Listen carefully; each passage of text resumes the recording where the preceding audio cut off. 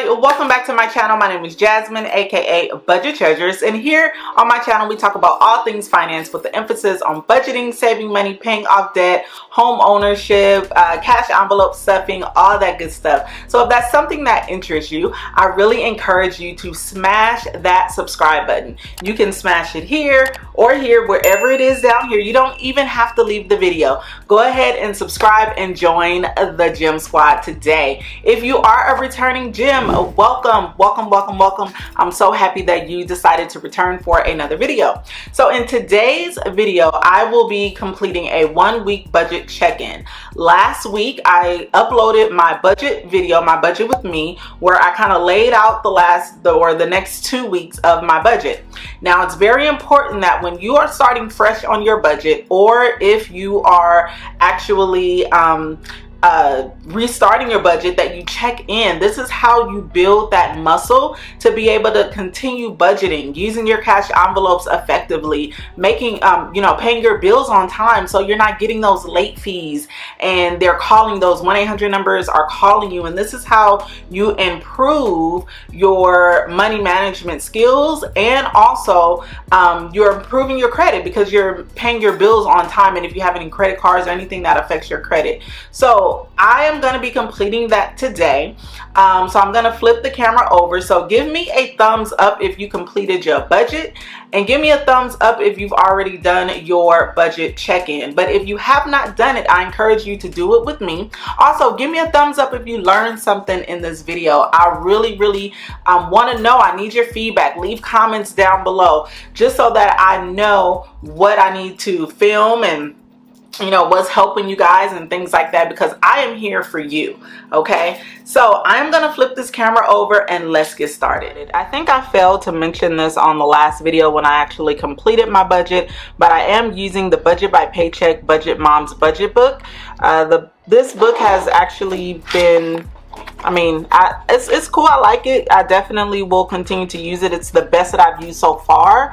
There are a few things that I wish was different in it, but it's totally okay. I think this is a really good book for you to use if you are just starting on your budgets. Okay, let's go ahead and get started. I am going to be using 3 color pens here. I'm using my black Villa Beautiful pen. Her pens are so cute. So I'm using this pen. It's in black ink. I'm using this red pen, which is by Parku, and then I'm using this green pen as well. I'm using if we're under budget, I'm using if we're over budget, and then I'm using this one if we are right on track. Okay, and then I have a highlighter here just by Sharpie, just in case I need to highlight something. So we're gonna start at the top. My actual bill account did actually have this in it, so I'm just gonna write $2,838.80.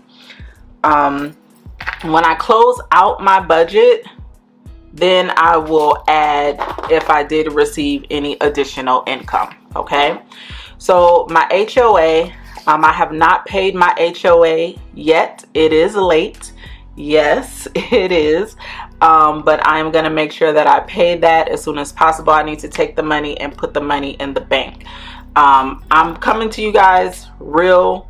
I'm not faking or anything. I just want to paint the best picture that I possibly can for everybody. There are times when you pay things late. Why am I paying my HOA late? Because I have to go take the money into the bank, and I have forgot to take it and put it in the bank.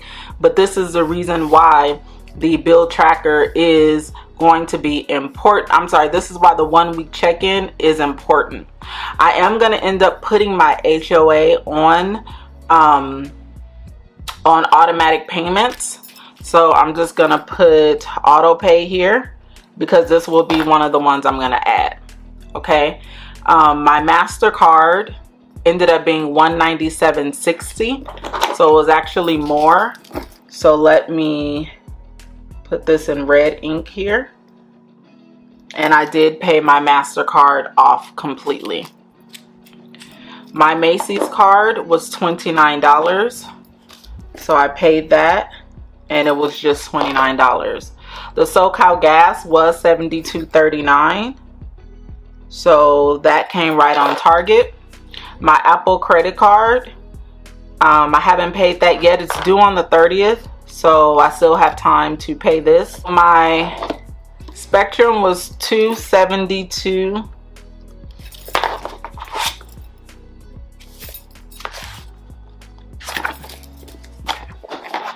So my Spectrum bill was $272.20. So this is definitely over budget. But what I did was I just paid November's bill as well. So in November, I'm not going to have to pay this Spectrum bill. And I will be receiving $130 rebate or refund, whatever you want to call it, from my job. Tithes, I did pay my tithes, or give my tithes rather. Now these are some things that was added to my bill, or added to my budget, excuse me, that I did not account for. So Boss's Day was one of them. I totally forgot about Boss's Day, and I needed to put in on a gift for my boss. So I put in $25. And then my solar bill is another bill that I'm gonna put on auto pay. I forgot about this bill too. This bill was $154.33. $154.33. So this is paid in full here. And in regards to my solar bill, so I don't know if you guys have solar panels or heard about solar panels or want solar panels or whatever, but I used to hear a lot about them, and they were like, oh my God, your bill is going to be so much cheaper. You're not going to get an electricity bill or what have you. So that is very true. I do not have an electricity bill. I have a credit actually of $75 bill, but I have not received one because I have solar panels. But guys, my solar panel bill is $154.33. Now maybe that's cheaper than having an actual electricity bill, but when I lived in my other house, I did not pay $154.33 unless it was wintertime. During the summertime, it was much cheaper. But you know what, now that I think about it, I did not have an air conditioner, and now I do. So this is probably a good price then, now that I really think about it. Because I did hear people who do not have solar panels, when they run their air conditioner, that their bills are like $300 and up. So I'm probably doing pretty good. You know what? I did not even zoom in, you guys. I'm so sorry. So I'm probably doing pretty good with my solar bill. So this is where we are so far. I'm not going to calculate everything until I actually close out the budget. Okay, I just want to check in and see what do I still need to take care of, and you know, making sure that I've done everything that I needed to do. So now we're going to check in on our cash envelopes. So let's kind of see where we are, making sure that we're staying within budget with our cash envelopes. That's going to be important as well. People don't really know how to use cash envelopes. I get a lot of those questions like, how do you get started and how does it work and things like that. So for my groceries, we originally took out $150. Let's see what we have left. 120, 21. So we have $26 left in my grocery envelope to continue going grocery shopping. I haven't gone completely grocery shopping quite yet, and that is because I just haven't been able to get to the grocery store. Eating out has $5, $6, $7, $8 left. So as you can see, I have been eating out. I started out with $50. Allowance, I didn't have anything. Household, I haven't gone shopping yet, so I still have the $50 in my household envelope. And then in toiletries, I still have the $30. I haven't gone shopping yet for my toiletries either. I do plan on going pretty soon. I do want to flip back to the grocery and eating out budget. Now, if I never get a chance to go grocery shopping, I will double dip into my grocery envelope to eat out, because this is allocated for food, both of them. So regardless if I eat out or if I use it for groceries, it's really the same thing. All right, so that's pretty much where we are with our cash envelopes. And let's see what else we need to check. I'm gonna do the actual when we close out the budget, and the sinking funds, we're not gonna check on that yet either. So as you can see, as it relates to my bills, there were definitely some things that went over. There were some things that was late, so I had to pay a little bit more, but remember, we're getting ourselves back on track, okay? And this is what you need to do to get yourself back on track. This is the reason why I have a bill account buffer.